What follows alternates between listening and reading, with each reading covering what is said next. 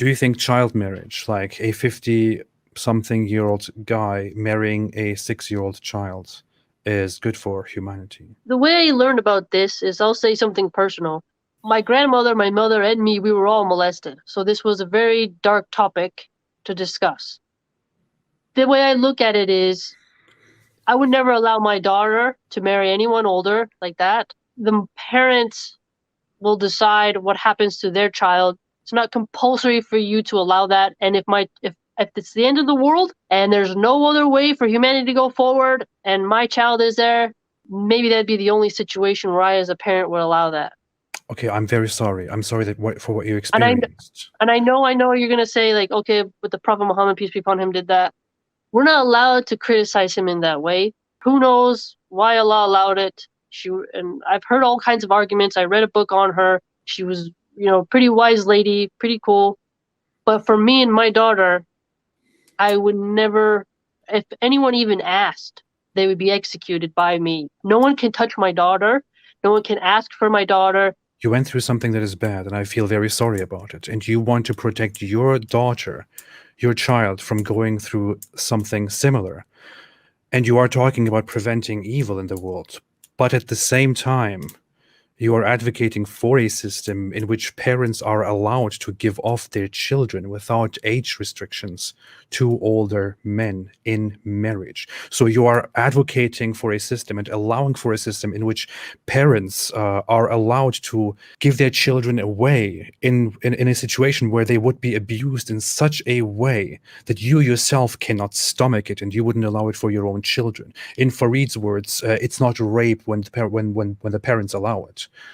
Because But there's remember, parental consent. atheism as a whole doesn't disavow that either, or liberalism It for that doesn't have matter. to be. Atheism doesn't have any rules. But the issue is, with atheism, for example, I can sit down here and I can find my way and weigh the pros and cons and see what is healthy and what is unhealthy and all that. The issue is, we're not talking about something that does not forbid something. We are talking about something that explicitly allows that certain thing. You are not allowed to make this illegal or to condemn this because your religion allows it and your Prophet Muhammad practiced it, which is why people like Daniel Hikichu today say this is a wholesome value. What I've learned about it from anthropologists is that it was a different time period.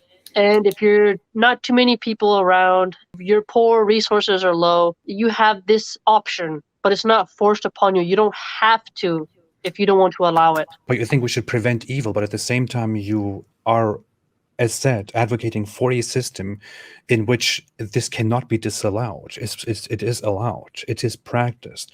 Parents can make that. You may not want to do this to your own child because you think it is disgusting and horrible, but your neighbor who is a Muslim might allow their 5-year-old daughter to get married to some 50-year-old guy.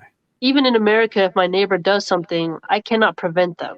I can't prevent anyone else from doing anything, regardless of their religion. If a Jewish rabbi wants to do that weird circumcision ritual that they do, where they suck off the foreskin of the baby, I can't stop the rabbi from doing that or the Jewish family from doing that to their newborn boy. All I can do is say, this is my daughter. I have full authority over her. She will get married when she's mentally capable. She's had her period. This is a big double standard. If you live in a society where child marriage is illegal, where it is banned, but if Islam was brought to that society, then Islam would lift that ban and would make it possible for little children to be married to old guys with the permission of their parents. This is something that Islam would bring. So Islam would actually bring something destructive that even makes you feel very uncomfortable. Are you aware of that? I am aware of that, and I'm also aware that, like, even, the French kings, they married 14-year-olds, 12-year-olds. The age was very young previously because people died Of much course, sooner. and they make mistakes. They were wrong. Yeah. We don't have to deflect to other things and say, well, they did it too. So No, I know what you're saying, we that they did acknowledge it that too. it's bad. But It the point harms a is child. that each mother can just say no, and I don't have to advocate them and help them. I don't have to facilitate their child marriage, is my point. Okay, but you're supporting a system in which this is okay. Well, I love Allah. That's what I care about. I love Allah and I'm not a champion of child marriage. Do you see what I'm trying to say? That is not consistent with your entire idea, which you have advocated for from the beginning, which is that Islam brings a system which gets rid of the evil. Because Islam, in this case, brings the evil that you are talking about. The issue is whether they have to or don't have to is completely besides the point. You know, I don't care if people have to do this or don't have to do this. The issue is that Islam provides a system in which this is allowed. If we look at child marriage, if we look at a relationship between a little child and an old man, the research on this is abundant. It is harmful to a little child. It is psychologically harmful. It is physically harmful. It harms the sexual, the reproductive system of a child. It is harmful in so many different ways. It is destructive. A child is not ready until a very late age to handle such a thing. But you would advocate for a system in which this is allowed. So the system that you are bringing would be harmful, really harmful, objectively harmful in this case, to the child, to the individual. Now imagine this, you advocate for Islam, Islam comes to your place, to your neighborhood, Islam is implemented, and around you are two families. They both have little children, little daughters, and you really like those little daughters, those little children, and those people, those neighbors decide that it is their right to marry those little children to 60-year-old men, and they are allowed to do that. How would you feel about that? Well, I would talk to the mother and say, well, why can't you just wait? What's the hurry? What's going on here? Do you need Okay, money? I'll give you the what if she money. doesn't listen to you? Well, a mother has authority over her kid. I cannot like it, right? Like, so there's nothing much I can do besides say, hey, why don't you just wait? But child marriage, occultists do that, Satanists do that. There's weirdo Christians in the Alabama who do weird things. It's part of the human condition anthropologically, and the best we can do is just not allow our daughters to go into it because they're not going to be the wife of a prophet. Okay, here's the thing. You told me earlier that you want to force people to not do these evil, horrible things that you abhor. And you said we need force. Force is absolutely necessary. So you want to force people to not do certain things, to not do certain things to others, not do certain things to themselves. You absolutely abhor child marriage, but in this case, you don't want to force people not to do child marriage because you think, well, if they want to do this evil, if they want to do something destructive and abusive to a little child, there's nothing we can do. It's just, they will just do it anyway. So do you I now would try believe to in forcing adopt the people or do you child. not? Well, the hard part is that you're not allowed. Some people want to hurt you if you criticize that in any way. The thing is that I say, okay, if Allah decreed for this specific example of the Prophet to have this wife, I'll find out what's the truth when I die. But that doesn't mean I need to facilitate, aid, clap my hands for anyone who does it in this reality. Because it doesn't say I have to do that. So I can advise mothers, why don't you just wait? What if I adopt your child? What if, I give you money, then you can have food, you don't have to sell your daughter. I'm very into protecting children.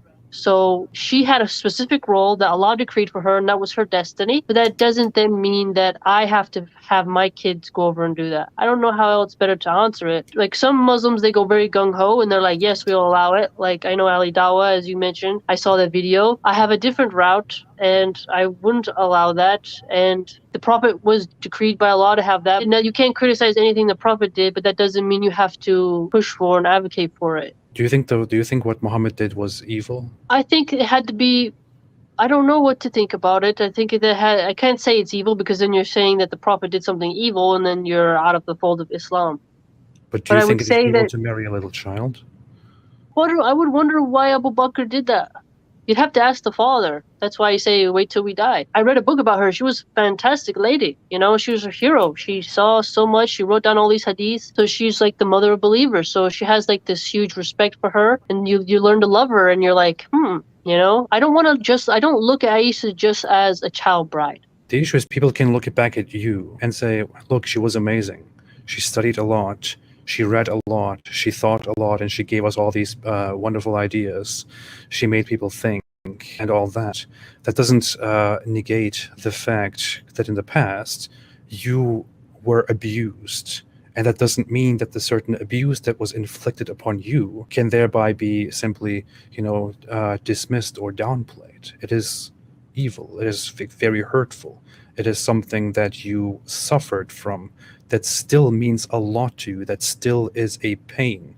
upon you which you feel. So you understand what I mean? And even if Yeah. she did live a good life, and even if she did contribute to something, that doesn't negate the fact that she may have gone through abuse at a part in her life that she didn't have to go through. True, right? But I tend not to look at people as victims. I tend to say, that happened to you, Allah decreed it, move forward. Because there's victim culture now that wallow in their past. I try to look beyond it. Okay, that happened to you, but don't let that be you. That Okay, but happened, that doesn't go mean that the thing forward. that happened is not a bad thing, right? True, exactly. But maybe Allah has His reasons that are above my head. Like a crab will eat its babies. There's so many weird things in nature where you're like, this planet is pretty weird. This planet is pretty intense. A pig will eat its own baby. Like, you're like, what's going on here? This planet is pretty rough. Test and trial, everyone has their burden. Everyone has their trial.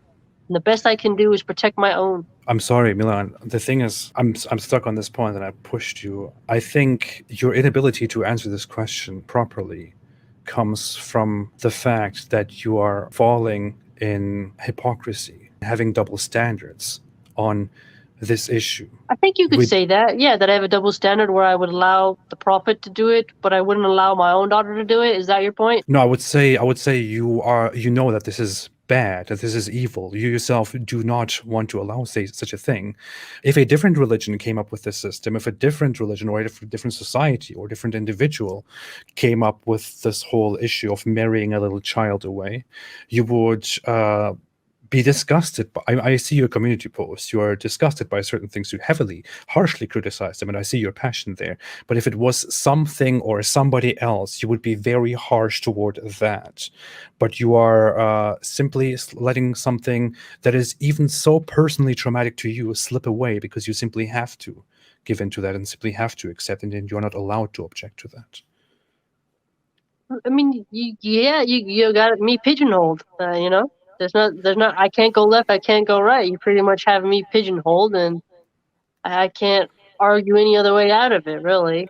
But And I know, I hope you see that that's not my aim here. I'm not trying to put you down or to whatever it is that people want to do online in discussions. I'm really simply trying to make you see, you're as testing I my see mind, which is that good. you are wrong. That you are no. I'm trying to let you see that you are wrong and you are in conflict with yourself. And I would say that you should fix that.